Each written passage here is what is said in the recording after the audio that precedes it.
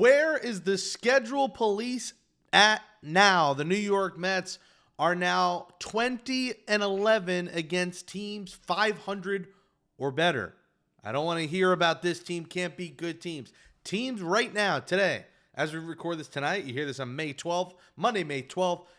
Those teams 500 or better. The Mets are 20-11. They take 2 of 3. Fly the W in Queens over the Chicago Cubs. The first place Mets beat the first place Chicago Cubs. How do you like them apples? You're watching Mets Daily. I'm your host, Jake Brown, at Jake Brown Radio on all social media. Smash that thumbs up on the video right now. It helps the channel. Subscribe to Mets Daily. Share with your family, friends. Again, memberships, giveaways, all that stuff is coming very, very soon. So stay tuned for that at Mets Daily Show on Twitter. What a weekend for the Mets. What a weekend for Brett Baty, who we'll talk about a little bit later in the show. But, you know, this is one of those tests, one of those kind of series where you say, are the Mets for real? Can they beat the good teams?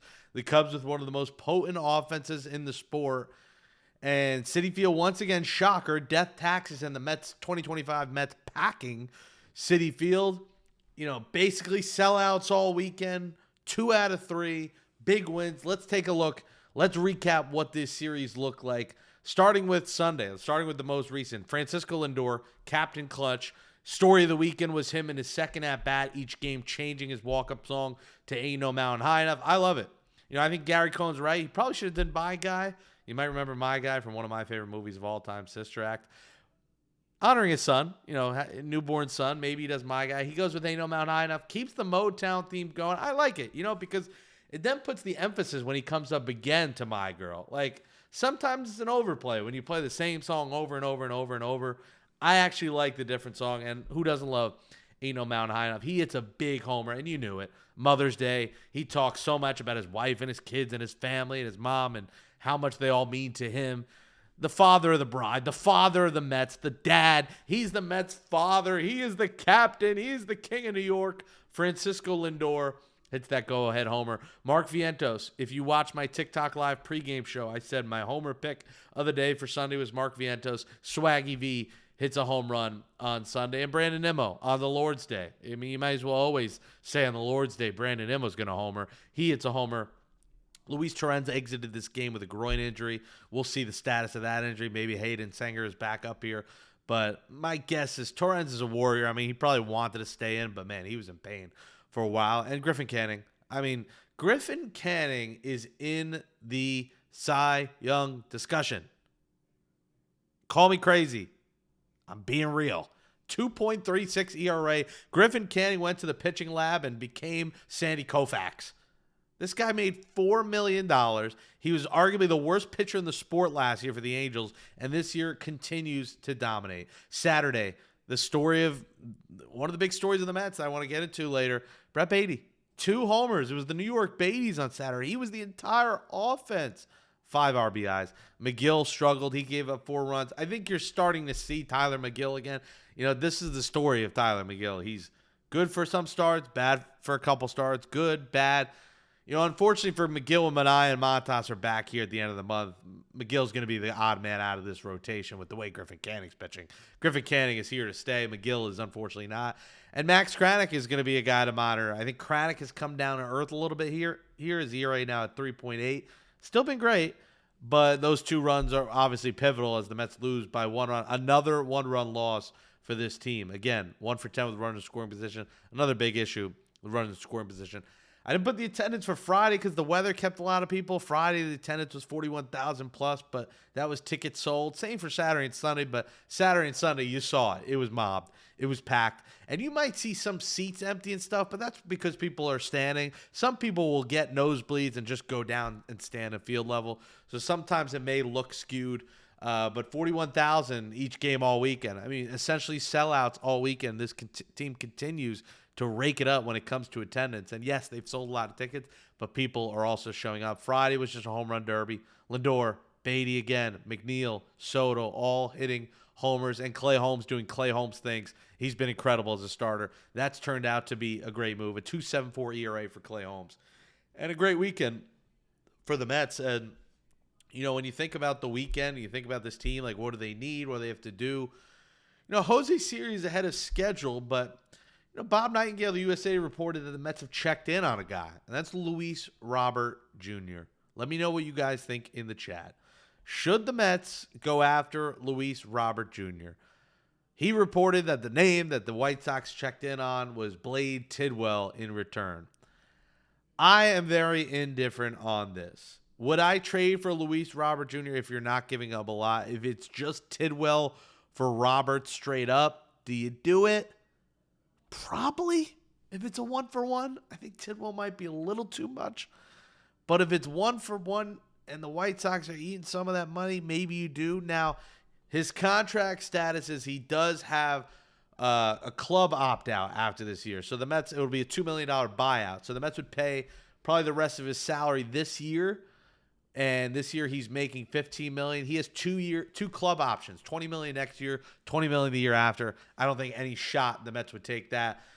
But I think they got to consider it. Now, let's take a look at his numbers because you look at these numbers the last 2 years, you're like, why the hell would we trade for this guy? Luis Robert this year, 186, 293 OBP, 5 homers, 16 RBIs, 37 games. Last year, 187. He hit 255 on base. I mean, again, last year he was not good either. So 186, 293. Excuse me, that's incorrect. Last year, I'll correct that. He was 224 to 278 OBP. The rest of those numbers are correct though. So forgive me for that average on base, but 224, 278 last year, 14 homers, 35 RBIs. In 100 games. And, what the Mets are going for is that number you see at the top there. In 2023, now that's a couple of years ago, 38 homers, 80 RBIs. This was a guy that hit a whole lot of home runs. Now, he's probably lost a lot of motivation playing for a White Sox team that's been dreadful here this year. One of the worst teams of all time last year. Maybe this is a classic needs a change of scenery kind of guy. But listen, last year in 100 games, he did nothing. He's not a guy you would trade a Blade Tidwell for. His numbers this year are not a guy you trade a Blade Tidwell for. Your hope is that change of scenery and coming to, the Mets here and a clubhouse with a lot of Latin players. Maybe he's invigorated coming from a last place team to a first place team. But those numbers don't jump out the page of, hey, we should trade, a top prospect to get him. Your hope is that his potential and what you saw a couple of years ago, or what you get, he would be a part-time player. He could be a DH. He could be a part-time center fielder. There are some things you could do. He is an upgrade probably offensively from Tyrone Taylor, not defensively. He is an upgrade offensively from Jose Siri, from what we saw in April from Jose Siri. But you don't know what you're going to get. He's been a Jekyll and Hyde player. So let me know in the comments what you think. I am very indifferent on Luis Robert Jr. I think it's a no-brainer to go after him.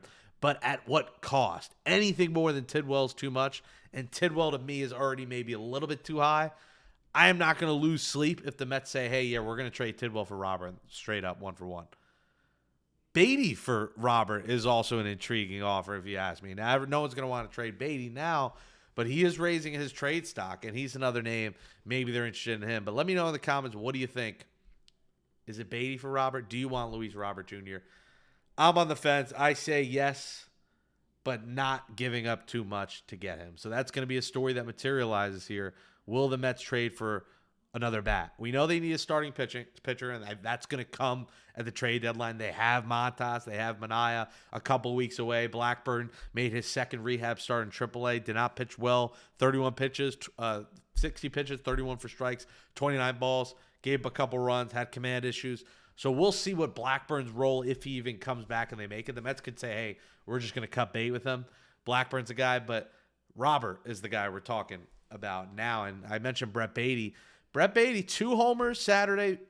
He hit one Friday. Vientos hits one Sunday. What do the Mets do here?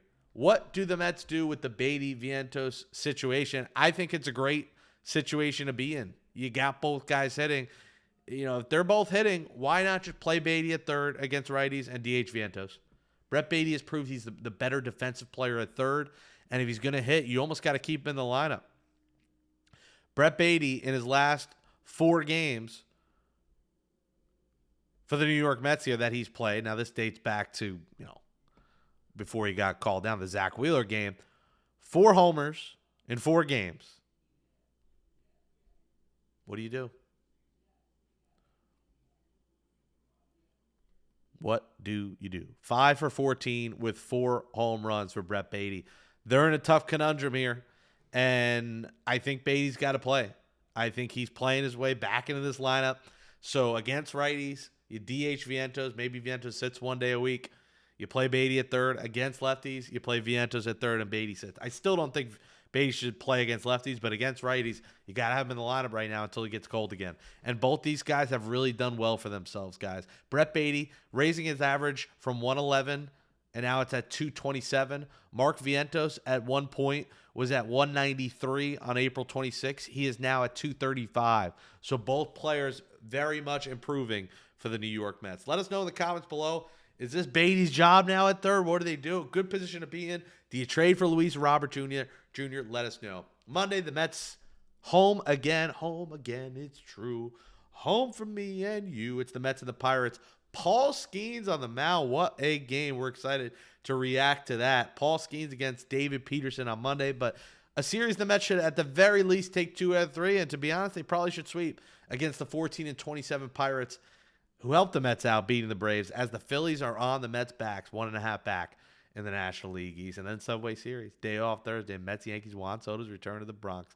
Lots of good baseball, but your New York Mets, second in baseball in wins with 26. They're 26-15. The boys keep on rolling along. Smash that thumbs up in the video. Subscribe to Mets Daily. Share the channel. Follow me at Jake Brown Radio on all social media. And make sure you follow Mets Daily Show on Twitter as well. We'll talk to you tomorrow, May 13th. We'll react to the Paul Skeens night. Thank you so much for watching Mets Daily, everybody. Let's go, Mets.